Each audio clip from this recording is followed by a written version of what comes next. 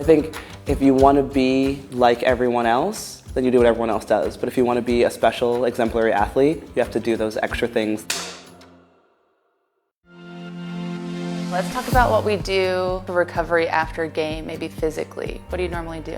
Well, recovery, I think, is like one of those things where you talk about rugby skills, and it's like no one ever talks about the recovery. And so it's like, in terms of longevity of staying in the sport, it's like one of those things you have to sort of nail down each week.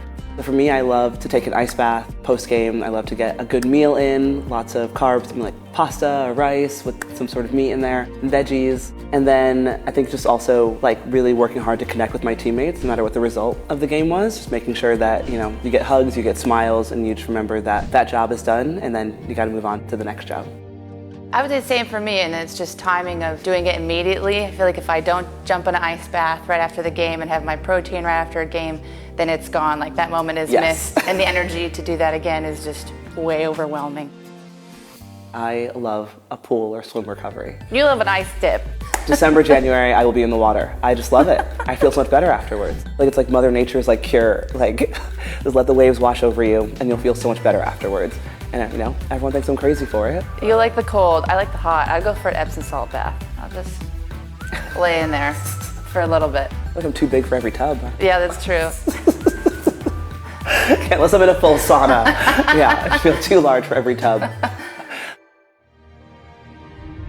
Do you find that a lot of your warm-ups are the same or just dependent on what your body needs that day? I've tried to create at least some sort of consistent warm-up based on previous injuries I had, so my body just knows when it needs to turn on. At least I hope it starts to remember that it needs to work.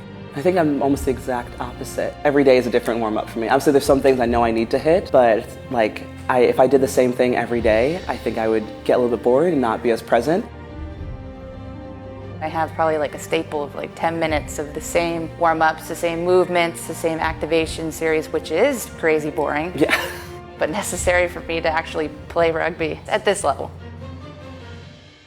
What about mentally? Like how do you mentally recover from a game? After a game, I really love to see my family afterwards, or go talk to the fans, go talk to the supporters.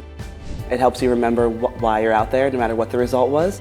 And then sort of shut my mind off until it's time to journal a little bit and reflect and then do the analysis. But right after the game, I think it's important to just connect with people around you. And that's what helps me sort of remember why I love rugby so much. Yeah, same. It definitely depends how the game goes, that's for sure. Whether I have to take time and like separate myself in an ice bath or take a lacrosse ball and just like be in my thoughts until I transition off to be with family. Try not to dwell too much on the game immediately. Like you said, write stuff down so I can actually think about it later and enjoy kind of those post-match rugby moments that we love so much. Because it's definitely amazing to recover mentally and just reset whether the game is good or bad, because you can't control it anymore.